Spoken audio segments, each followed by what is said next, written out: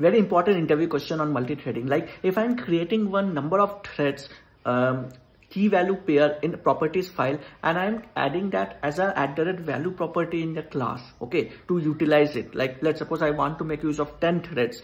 Let's suppose millions of records I need to process into database. So how will you do that?